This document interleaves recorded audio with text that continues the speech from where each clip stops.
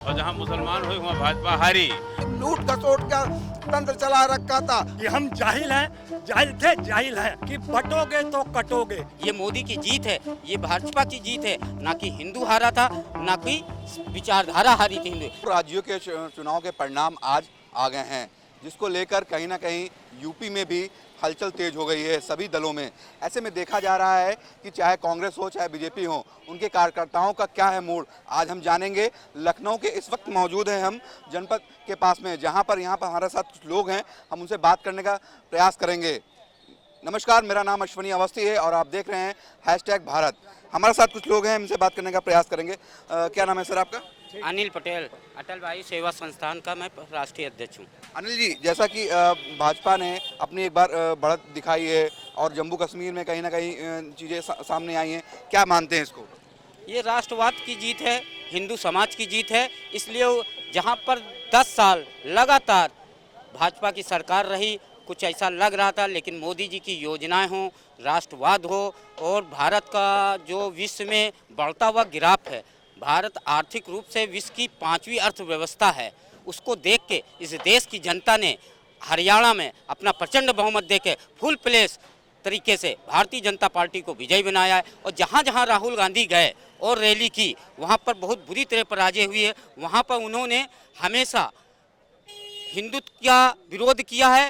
राम अयोध्या की सीट का वो हार प्रत्याशी की हुई थी लल्लू सिंह की, ना कि वहाँ सनातन हारा था, ना कि हिंदू हारा था, ना कि विचारधारा हारी थी। हिंदू ने दिखा दिया हरियाणा के चुनाव में कि हिंदू समाज आज जातवाद में ना बटके एक माला की तरफ रो लिया गया है। आज सारे हिंदुओं ने एकजुट होकर जिस तरीके से हरियाणा में अपना वोट दिया है, आज विरोधियों को सोचना पड़ेगा कि इस देश में अगर आपको चुनाव लड़ना है, हिंदुओं की मान सम्मान और भावनाओं का कद्र करना पड़ेगा और राष्ट्रवाद की तरफ लौटना पड़ेगा और हिंदुत्व की तरफ लौटना पड़ेगा। नहीं तो ये ऐसे ही जनता इनको नेगलेक्ट करती रहेगी और ये बस विवक्ष में रह के बस चिल्लाते रहे, निराधार अपेच विरोध करते रहे। ये लोग संविधान का विरोध करते थे। ये इन्होंने वहाँ पर कहा था कि दलितों का, हम राहुल गांधी कहते थे आरक्षण खत्म कर देंगे, और जिस तरीके से ये किसानों को बरगलाते थे, आज किसानों ने भी दिखा दिया कि अपना बढ़ चढ़ के हिस्सा लिया और भारतीय जनता पार्टी को जिताया है। आज इन लोगों विपक्ष को सोचना होगा, कांग्रेस के लोगों को सोचना होगा कि हम इस देश में अगर वापसी करते हैं तो उसके लिए इनको राष्ट्रवाद पर आना होगा, हिंदुत्व पर आना होगा। जैसा कि जम्मू कश्मीर में कहीं ना कहीं धारा 370 हटाने की बात हो रही थी और फिर से लागू करने की बात हो रही है, इसको किस प्रकार देखते? कांग्रेस की सरकार वहाँ बन रही है, तो कहीं ना कहीं क्या करेंगे, क्या क्या कर सकते हैं ये लोग? निश्चित 370 धारा, अब जब तक आरएसएस का एक एक कार्यकर्ता जीवित है तब तक 370 अब दोबारा इस देश में नहीं लग सकती। मैं अनिल पटेल जब तक जीवित है, अब 370 कश्मीर में दोबारा नहीं लग सकती है, मैं दावे के साथ कह सकता हूँ। और ये तो चुनाव है, लगा रहता है। हम जम्मू के क्षेत्र में अच्छी विजय प्राप्त किए हैं, हम पिछली बार से ज़्यादा सीटें आए, और कश्मीर में जीते हैं तो वहाँ पर हमारा अभी उतना आधार नहीं बढ़ा है। एक इस बात को मानते हैं कि आधार नहीं बढ़ा है? नहीं, घाटी क्षेत्र में है जहाँ पर हमारा कार्यकर्ता भी कम है, वहाँ से कश्मीर ब्राह्मण भगाए गए, काटे गए, मारे गए। इस चीज़ को मानते हैं कि मोदी जी की कहीं ना कहीं घाटी इलाकों जो हैं वहाँ पे चूक रही है? नहीं, चूक कुछ नहीं रहे, डेमोक्रेसी का सवाल है। आप भी समझते हैं, हम भी समझते हैं, डेमोक्रेसी का थोड़ा सा अंतर है और धीरे धीरे वहाँ भी हमारा बढ़ेगा। हम काम कर रहे हैं, आज वहाँ पर व्यापार बढ़ा है, लोग टूरिस्ट जा रहे हैं, सब कोई। आज तक जीवन में कभी भी 70% वोटिंग वहाँ नहीं हुए। ये मोदी की जीत है, ये भाजपा की जीत है। आज वहाँ की जनता ने बढ़ चढ़ कर हिस्सा लिया लोकतंत्र में। आज दुनिया देख रही है जो कश्मीर मानचित्र से विरोध कांग्रेस के शासन में और पाकिस्तानी आतंकवादियों के द्वारा पाकिस्तान के सरपरस्त में जो लोग वहाँ की राजनीतिक दल थे, जो वोट पड़ते ही नहीं थे, 10% 15% वोटिंग होती थी, आज 70% हुई है। ठीक है, कुछ सीटें के वो 19-20 हो जाते हैं, ये चलता रहता है। क्या लगता है झारखंड में भी और अन्य राज्यों में भी कैसे, महाराष्ट्र में क्या क्या आने वाला है? महाराष्ट्र में बम्पर भारतीय जनता पार्टी जीतेगी, राष्ट्रवाद की जीत होगी, हिंदुत्व की जीत होगी। माननीय मोदी जी के विचारधारा को लोग पसंद करेंगे। मोदी जी की योजनाओं, सबका साथ, सबका विकास, सबका विश्वास के साथ भारतीय जनता पार्टी महाराष्ट्र बहुत ही प्रचंड बहुमत से जीत के आएगी और झारखंड में भी आएगी। तो तो देखिए हमारे साथ अनिल जी थे, उन्होंने साफ तौर से बताया कि भारतीय जनता पार्टी की जो जीत हुई है हरियाणा में कहीं ना कहीं एक जो उनकी राजनीति के लिए अगर बात की जाए तो एक मील का पत्थर साबित होगी। हमारे साथ में और भी कुछ लोग हैं, उनसे बात करने का प्रयास करें। दादा क्या नाम है? सतपाल सिंह। क्या लगता है जिस प्रकार से हरियाणा में बीजेपी ने अपनी बढ़त बनाई है, पूरी तरीके से जीत हासिल करी है कहीं ना कहीं, और वहीं जम्मू कश्मीर में उनको कहीं ना कहीं हार मिली है, तो इसका क्या मानते हैं? टाई हुआ मैच भाजपा और इंडिया गठबंधन में। तुम्हारी भी जय जय, हमारी भी जय जय, एक तुम हारे एक हम जीते। खैर ये तो चुनाव है, ये चलता रहता है।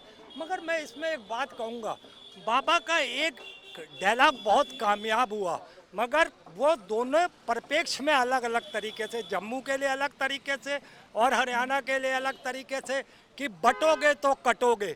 तो कहीं ना कहीं हरियाणा में हिंदू पट्टी क्षेत्र है, यहाँ पर हिंदुओं ने इस बात को रियलाइज़ किया या क्या है, वो डायलॉग वहाँ पे काम कर गया कि बटोगे तो कटोगे। उसी तरीके से मैंने ये देखा कि जम्मू की जनता ने भी ये मन बना लिया था कि हम बटेंगे नहीं क्योंकि हम कटेंगे नहीं। और जम्मू और कश्मीर की जनता ने जिस तरीके से इंडिया गठबंधन को बहुमत दिलाई है, उससे पता चलता है कि बाबा का ये जो खेला है वो कहीं ना कहीं हरियाणा में उसे जीत दिला गया और जम्मू कश्मीर में इंडिया गठबंधन को जीत दिला गया। बस मैं तो ये हरियाणा में मुद्दे काफ़ी थे, चाहे वो किसान आंदोलन हो, चाहे महिला रेसलर की बात की जाए, तो कहीं ना कहीं इन मुद्दों को कांग्रेस भुना नहीं पाई है। देखिए ऐसा कुछ नहीं है, क्योंकि मैं जाति तौर पर हरियाणा के लोगों को जानता हूँ। वहाँ पर जितने ये आसाराम बाबू और ये जो राम रहीम जैसे लोग हैं, दरअसल कोई भी बाबा आके बैठ जाता है, वो बड़े इमोशनल है, बड़े ही धार्मिक है, बड़े ही सीधे हरियाणा के लोग हैं। मुझे ये लगता है, मेरा दिस इज द माई आकलन, ये मेरा अपना मानना है, जो मेरा आकलन है, मैं वो उनकी वहाँ की जनता को वेरी होपलेस, हरियाणा की जनता वाकई में होपलेस है। वो शिक्षा, रोजगार, स्वास्थ्य, नौकरियाँ और सुरक्षा के साथ साथ उन्होंने ना तो किसान बिल की बात करी, ना तो रेसलर के अपमान की बात को समझा। उन्होंने सिर्फ और सिर्फ अपनी मूर्खता का परिचय दिया है हिंदुत्व के नाम से। हरियाणा की जनता को अगले 5 साल इन्हीं सब कारनामों से भुगतना भी पड़ेगा। मैं आपको आज बता रहा हूँ, वेरी होपलेस पर्सन हरियाणा की, वो जो इमोशनली ब्लैकमेल हो जाती है धर्म के नाम पे। और मैंने कहा ना, जो योगी ने कार्ड खेला था, कहीं ना कहीं वो भी कार्ड चला है, और कहीं ना कहीं जो उनकी अज्ञानता की बात है, वो हरियाणा ने साबित कर दी पूरे देश में कि हम जाहिल हैं, जाहिल थे, जाहिल हैं। क्योंकि उनको ना तो किसानों का MSP बिल नजर आ रहा था, ना अपनी बहनों का बलात्कार नजर आ रहा था। मुझे समझ में नहीं आती हरियाणा में ऐसा क्या हो गया, ऐसा क्या किया बीजेपी ने आपके 5 साल में। और तो और आचार संहिता का जिस तरीके से नरेंद्र मोदी ने उल्लंघन किया, 5 तारीख को चुनाव और वहाँ पैसे बांट रहे हो, तो ये क्या खेला है, ये भी देश को समझना पड़ेगा। ऐसे लोगों को जब सत्ता में होंगे, ऐसे इनके विभाग होंगे, सरकारी संस्थान होंगे, तो ऐसे में कुछ भी हो सकता है, ये मैं कहना चाहता हूँ। जैसा कि इन्होंने बताया, और हमारे साथ दादा हैं, उनसे भी बात करने का प्रयास करेंगे। जैसा कि बता रहे हैं कि नरेंद्र मोदी पूरी तरीके से जो चुनाव आयोग है उन्हीं के कहने पर चल रहा है, क्या मानते हैं? ये इनका मानसिक संतुलन खो चुका है, इन लोगों का। ये लोग मानसिक संतुलन पगला गए हैं। ये देश की जनता को भला बुरा कह रहे हैं, ये अपने गिरेबान में नहीं झांकते हैं। इन लोगों ने देश की जनता के साथ क्या किया, जनता ने वोट दिया, जनता वोट करती है, ना कि कोई नेता ना कोई अधिकारी वोट करता है। और वो जनता को बता रहे हैं, पागल और चूतिया बता रहे हैं, इनको इस तरह मारेगी, जूतों से मारेगी इन लोगों को अगर ये लोग वहाँ हरियाणा पहुँच जाएंगे।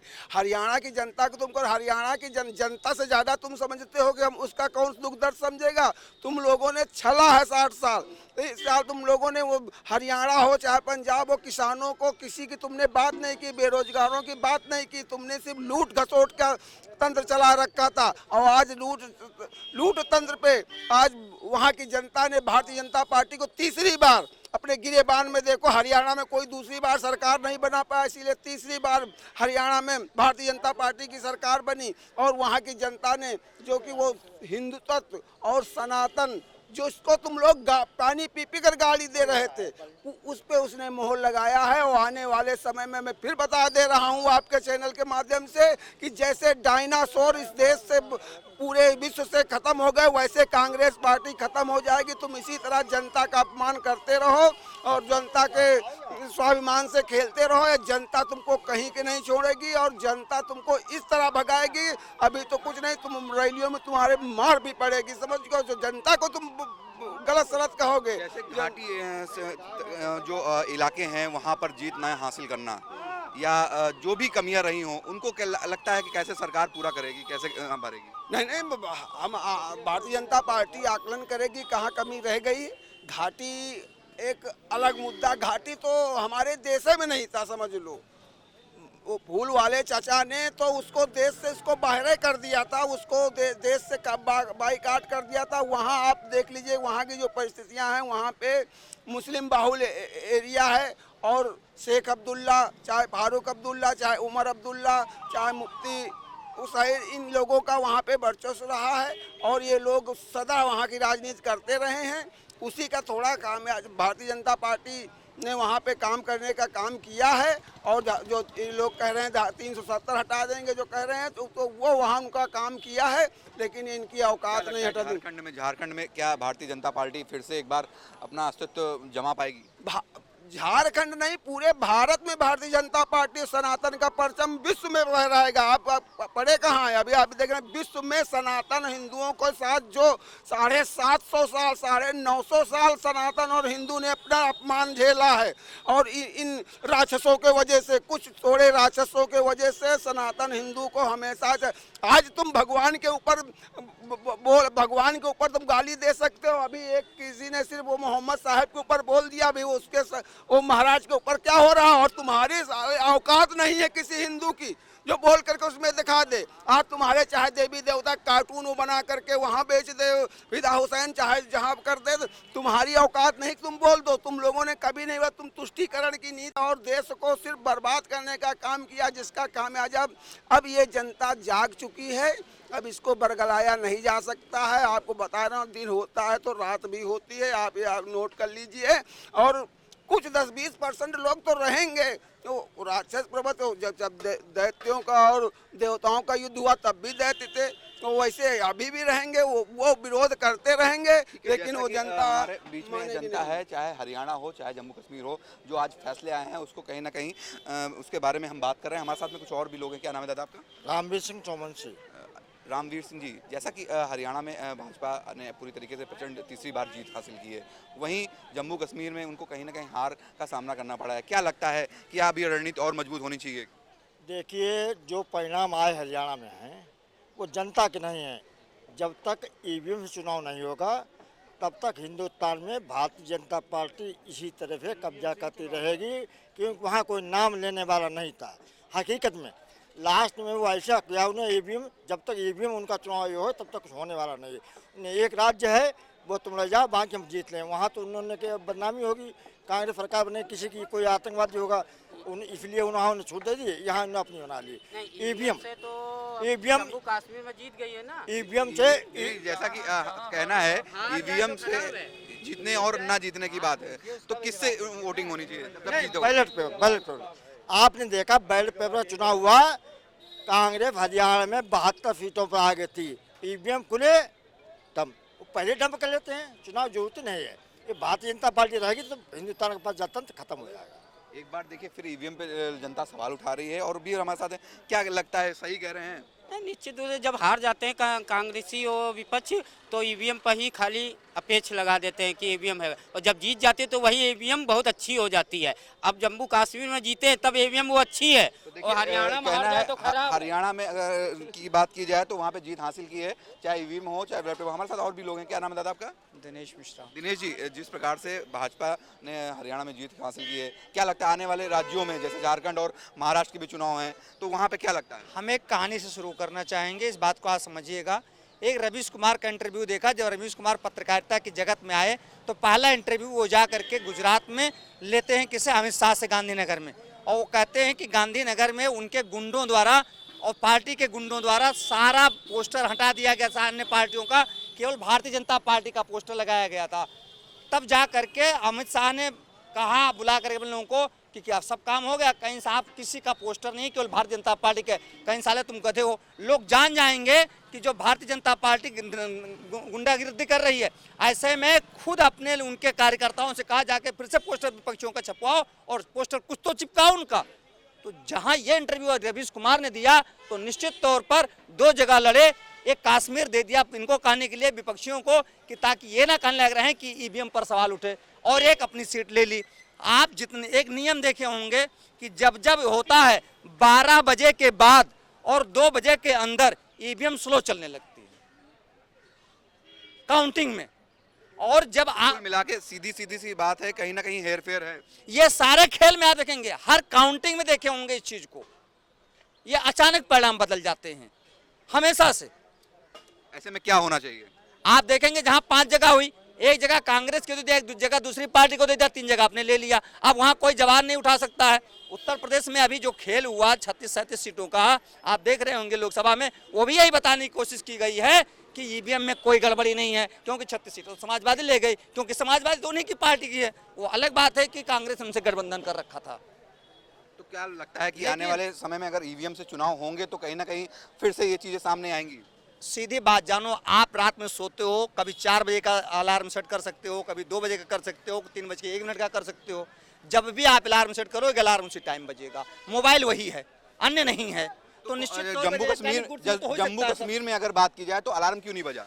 मैंने आपको एक ही बात बताया ना कि इनको यही तो बताना है कि एक जगह हमारी एक जगह तुम्हारी, अब हमारे पर आवाज नहीं उठाना। तो लगता है कि महाराष्ट्र और झारखंड में भी कहीं ना कहीं एक जगह हमारी और तुम्हारी वाला ऐसा ही होगा, लिख के ले लो। भैया ये जनता है, जनता का साफ तौर से कहना है कि जब तक ईवीएम से चुनाव होते रहेंगे तो कहीं ना कहीं ये परिणाम कभी भारतीय जनता पार्टी के और कभी कांग्रेस, तो 50-50 का कहीं ना कहीं ये दिखेगा। और भी हमारे साथ कुछ लोग हैं, उनसे बात करने का प्रयास करेंगे और चलेंगे जनता के बीच में, जनता से ही जानेंगे। राजू जी, जिस प्रकार से भाजपा ने आज हरियाणा में जीत हासिल की है, क्या लगता है कि कांग्रेस को बढ़त जीत मिलनी चाहिए थी या भारतीय जनता पार्टी को? बीजेपी को ही मिलनी चाहिए थी, बीजेपी ने ऐसा किया, बीजेपी को ही मिली, वही जीती। किस वजह से लगता है कि जो नरेंद्र मोदी जी की रणनीति है या उनका जो मैनेजमेंट है वो बहुत ही कारगर साबित? बहुत अच्छे नरेंद्र मोदी जी जो भी करते हैं सब बहुत अच्छा करते हैं, इसलिए वो पास हो जाते हैं। लेकिन खिलाफ वाले जो है, कुछ लोग कनक साफ तौर से कहना है ईवीएम का खेल है। ईवीएम का कहीं गड़बड़ नहीं भैया, ये तो ये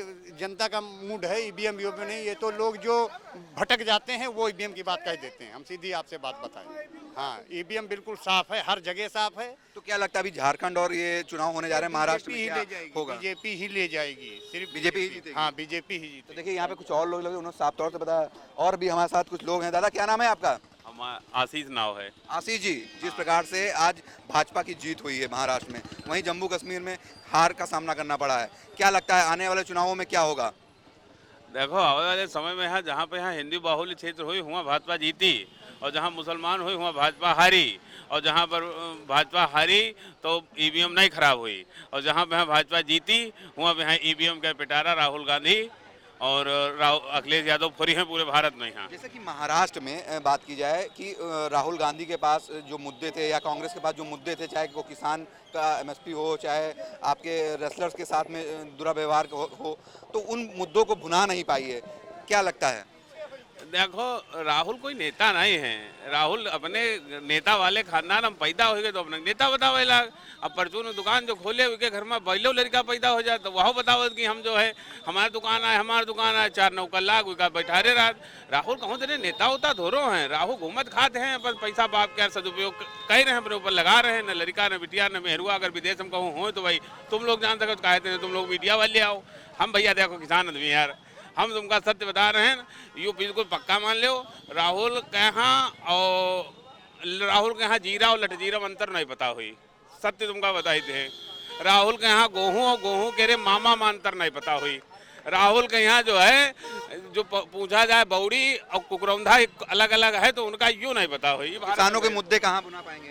अरे किसान भाई भैया बताएं, जीरा लटजीरा जी का अंतर न मालूम हो, गरम मसाला में यहाँ कई चीज़ें बढ़ती हुई का न मालूम हो, परचून दुकान कितना चला ली। ये तो केवल कहा कि यहाँ है कि राहुल राहुल राहुल आप लोग बनाए हो, राहुल मीडिया बनाए है राहुल, और बाकी जो है राहुल सोनिया जी के लड़का है। हाँ वो जो है विदेशी मातृ शक्ति की वो संतान रहे, इसलिए उनका तो ये थे हमारे साथ जनता और जनता का मूड आप लोगों ने देखा, जो कि साफ तौर से कहना है चाहे झारखंड के आगे चुनाव हो चाहे महाराष्ट्र के, वहाँ भी कहीं ना कहीं बीजेपी ही जीतने वाली है। और वहीं कुछ लोगों का साफ तौर से कहना है कि राहुल गांधी नेता ही नहीं है। ऐसे में आने वाला वक्त ही बताएगा कि झारखंड और महाराष्ट्र में किसकी सरकार बनती है। कैमरामैन मेराज के साथ अश्वनी अवस्थी, #भारत लखनऊ।